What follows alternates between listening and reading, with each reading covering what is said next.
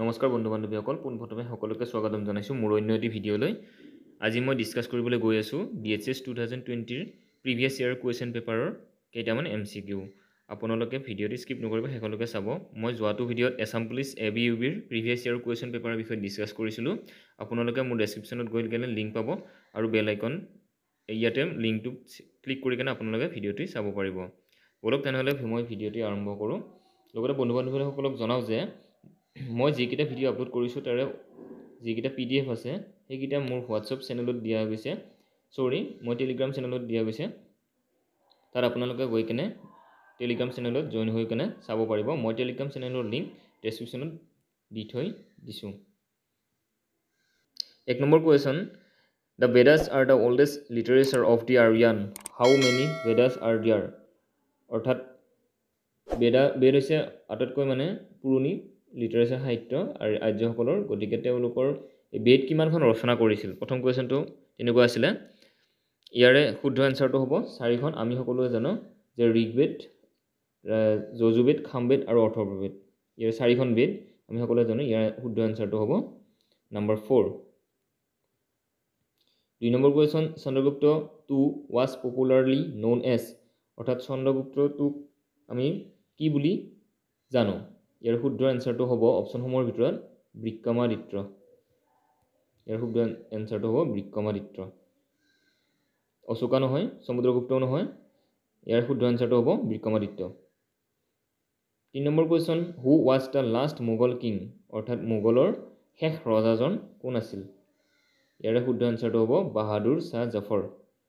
ইয়াৰে শুদ্ধ এনচাৰটো হ'ব বাহাদুৰ শ্বাহ জফৰ। অৰ্থাৎ মোগলৰ আটাইতকৈ শেষ ৰজাজনৰ নাম হ'ল Bahadur Shah Zafar. 4 number question, the Cripps mission led by sir Stafford Cripps came to India in? Option A আছে 1942, option B 1944, option C 1947, option D 1946। এইসমূহৰ ভিতৰত শুদ্ধ উত্তৰটো হ'ব 4 number question 1942। The Cripps mission led by sir Stafford Cripps came to India in 1942, 1942 চনত Cripps mission আহিছিলে। 5 number question, who was the first speaker of the Lok Sabha of independent India, অৰ্থাৎ লোকসভাৰ প্ৰথম অধ্যক্ষ কোন আছিল? A Sardar Vallabhbhai Patel, B GV Mavalankar, C Sarojini Naidu, D Aruna Asaf Ali. এইসমূহৰ ভিতৰত শুদ্ধ উত্তৰটো হ'ব GV মাভলাংকাৰ। ইয়াৰ শুদ্ধ উত্তৰটো হ'ব GV Mavalankar. 6 number question, which of the following celestial bodies is also known as morning star? A হৈছে alpha Centauri, B Proxima Centauri, C pole star, D Venus. এইসমূহৰ ভিতৰত শুদ্ধ উত্তৰটো হ'ব আপোনাৰ 6 নম্বৰ কুৱেশ্যনটোৰ ভেনাছ। ইয়াৰ শুদ্ধ এনচাৰটো হ'ব ভেনাছ। আশা কৰোঁ আপোনালোকে মোৰ ভিডিঅ'টি চাই ভাল পাইছে, গতিকে আপোনালোকে মোৰ ভিডিঅ'টি যাতে শ্বেয়াৰ কৰি দিয়ে বন্ধু বান্ধৱীৰ সৈতে। আৰু মই এইখিনিতে জনাওঁ যে এছাম পুলিচ ABUBৰ এডমিট কাৰ্ড অহা ফেব্ৰুৱাৰী মাহত ওলাব পাৰে, ইয়াৰে আশা আছে। মই এটি ভিডিঅ'ত আপলোড কৰিছিলোঁ, আপোনালোকে নিশ্চয় চাইছে চাগে। ডক্টৰ হিমন্ত বিশ্ব শৰ্মাই টুইট কৰিছে, অৰ্থাৎ ইউটিউব যোগেও জনাইছে। আপোনালোকে মোৰ ভিডিঅ'টো ইয়াতে দিয়া আছে, ভিডিঅ'টো চাই কেনে গম পাব। ফেব্ৰুৱাৰী মাহত উলিয়াব পাৰে এডমিট এছাম পুলিচ ABUB। আৰু যিবিলাকে DHS DME নন টেকনিকেলৰ বাবে পঢ়ি আছে তেওঁলোকে এইখন কুৱেশ্যন পেপাৰ চোৱাটো বেছি ভাল, কাৰণ এইবিলাকৰ পৰা কমন পৰা দেখা যায়, যিহেতু এইখন 2020ৰ question paper.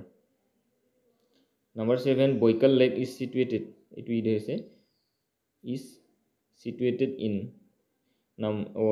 Option A Russia, option B Ethiopia, option C South Africa, option D Switzerland.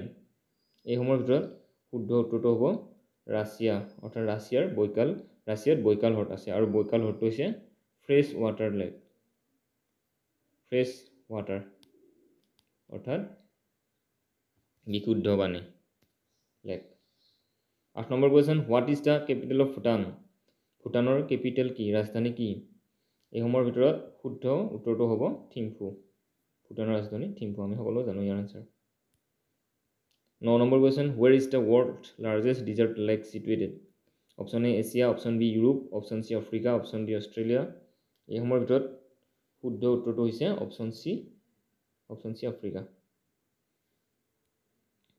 10 number question the city of Baghdad is situated on the bank of অৰ্থাৎ বাগদাদ নামৰ চহৰখন কোনখন নদীৰ পাৰ অৱস্থিত A Tigris river B Danube river C Tagus river D chain river এই সমূহৰ ভিতৰত শুদ্ধ উত্তৰটো হ'ব টাইগ্ৰিছ ৰিভাৰ ইয়াৰ শুদ্ধ এনচাৰটো হ'ব টাইগ্ৰিছ ৰিভাৰৰ পাৰত বাগদাদ অৱস্থিত 11 নম্বৰ question which of the following river is known as sorrow of Bengal অৰ্থাৎ বংগৰ দুখ বুলি কোনখন নদী কোৱা হয় এ হৈছে হুগলী বি হৈছে দামোদৰ চি হৈছে তিষ্টা আৰু ডি হৈছে গংগা আৰু এইখনৰ মানে ইয়াৰ শুদ্ধ এনচাৰটো হ'ব দামোদৰ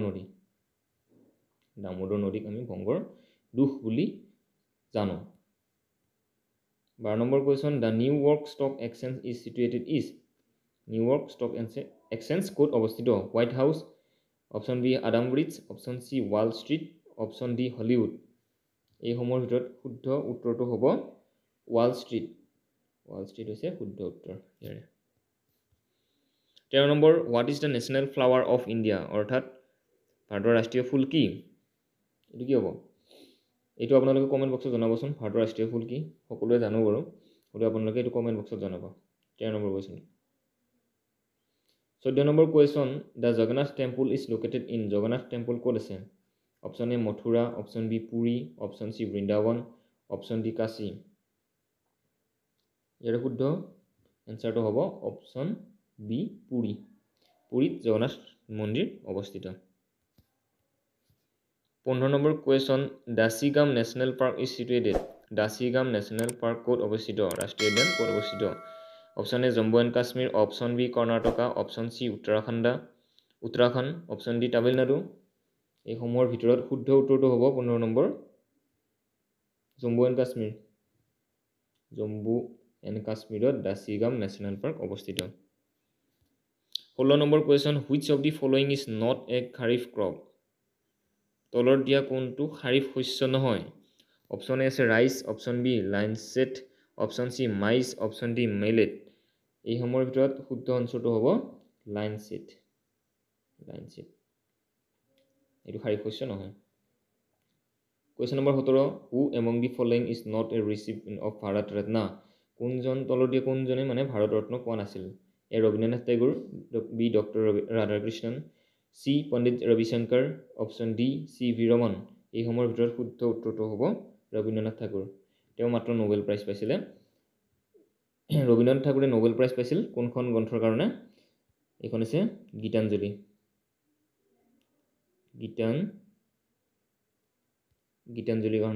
কিতাপখনৰ কাৰণে তেওঁ নোবেল প্ৰাইজ পাইছিল ৰবীন্দ্ৰনাথ ঠাকুৰে এইটো হৈছে সাহিত্য নোবেল বঁটা আৰু তেওঁ মানে কি আছিলে ভাৰত ৰত্ন পোৱা নাছিল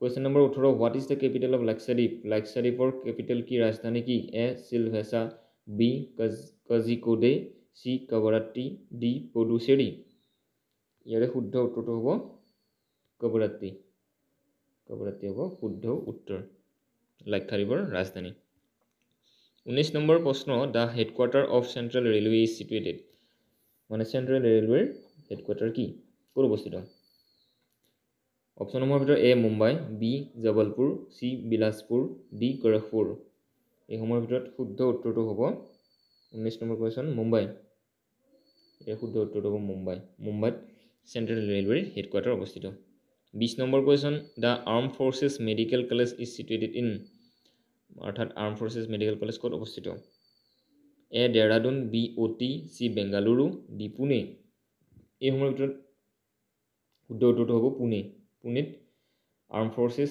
মেডিকেল কলেজ অৱস্থিত পুনে ইয়াৰ শুদ্ধ উত্তৰটো 21 নম্বৰ প্ৰশ্ন which of the following Indian states does not share its boundary with Myanmar তলত দিয়া কোনখন ৰাজ্যই মানে ম্যানমাৰৰ লগত বাউণ্ডেৰী শ্বেয়াৰ নকৰে ইয়াৰে অপশ্যন আছে Nagaland option B Arunachal Pradesh option C Assam option D Mizoram এইসমূহৰ ভিতৰত অপশ্যন চি হ'ব শুদ্ধ উত্তৰ কাৰণ অসমখনে বাউণ্ডেৰী শ্বেয়াৰ নকৰে ম্যানমাৰৰ লগত বাউণ্ডেৰী শ্বেয়াৰ নকৰে অসমখনে দুখন ৰাষ্ট্ৰ আছে এখন আছে বাংলাদেশ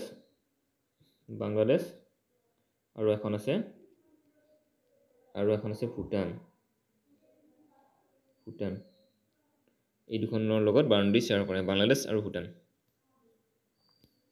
22 নম্বৰ প্ৰশ্ন which of the following is not a national bank তলত দিয়া ভিতৰত কোনটো মানে বেংক নেশ্যনেল বেংক নহয় এ আছে ইণ্ডিয়ান বেংক বি চেণ্ডিক্স বেংক তাৰ পিছত সি হৈছে axis bank D cooperation bank এই সময়ৰ ভিতৰত শুদ্ধ উত্তৰটো হ'ব এক্সিছ বেংক নেশ্যনেল বেংক নহয় 23 নম্বৰ প্ৰশ্ন the vice president of India is the vice president of India is এটো কি হ'ব অপশ্যন এ আছে elected by the members of both houses of the parliament option B appointed by the president of India C nominated by the president of India D selected by the Indian cabinet এই সময়ৰ ভিতৰত শুদ্ধ উত্তৰটো হ'ব elected by the members of both houses of the parliament বুজি পাইছেনে আপোনালোকে ইয়াৰ শুদ্ধ উত্তৰটো হ'ব A elected by the members of both houses of the parliament গতিকে ডিএইচএছৰ কুৱেশ্যনবিলাক মানে মডাৰেটো আহিব পাৰে বা টানো আহিব পাৰে আপোনালোকে ভালদৰে চাব ইণ্ডিয়ান পলিটিৰ কিছুমান আৰ্টিকল আহিব পাৰে Indian history Indian geography Assam history Assam geography লগতে ছায়েন্সৰ কেইটামান কুৱেশ্যন আহিব মই বাকী ইয়াতে 30টা কুৱেশ্যন দিম তাৰ নেক্সট যিকেইটা আছে MCQ মই পিছৰ নেক্সট ভিডিঅ'ত দি দিম আপোনালোকে মাত্ৰ মোৰ চেনেলটো যাতে ছাবস্ক্ৰাইব কৰি দিয়ে আৰু বেল আইকনটো দবাই দি থয় নেক্সট ভিডিঅ' পাবৰ কাৰণে 24 নম্বৰ প্ৰশ্ন the first schedule of Indian constitution প্ৰথম অধ্যায়ত কি আছে ইণ্ডিয়ান ভাৰতীয় সংবিধানৰ A contains forms of oath and affirmation B consists of list of the states and union territories. C contains the list of languages recognized by the parliament. D consists of the provisions regarding powers, authority, etc. So, 24 number question শুদ্ধ উত্তৰটো হ'ব A contains forms of oath and affirmation. এইটো হ'ব শুদ্ধ উত্তৰ 25 number question reverse cup is associated with এইটো reverse cup টো মানে কোনটো খেলৰ লগত জড়িত A football B hockey C cricket D lawn tennis এৰ শুদ্ধ উত্তৰটো হ'ব ফুটবল যেনেকৈ ডুৰান কাপ থাকে ৰিভাৰ্স কাপ এনেকৈ ৰিভাৰ্স কাপ আছে আৰু কিবা কিবি বেলেগ আছে বেলেগ খেলৰ লগতো জড়িত তেনেকৈ এইটো ফুটবলৰ লগত জড়িত হয় 26 নম্বৰ প্ৰশ্ন the East India company which came to India for the purpose of trade was founded by এইটো কি হ'ব শুদ্ধ answer A the British government B the queen of England C merchants of London D foreign travellers ইয়াৰ শুদ্ধটো হ'ব C option C merchants of London অৰ্থাৎ লণ্ডনৰ ব্যৱসায়ীৰ কাৰণে এইটো খোলা দিছিলে 27 নম্বৰ প্ৰশ্ন which Mughal king was elected by the British and was departed from India কোনজন মোগল সম্ৰাটে অৰ্থাৎ ৰজাই ইণ্ডিয়াক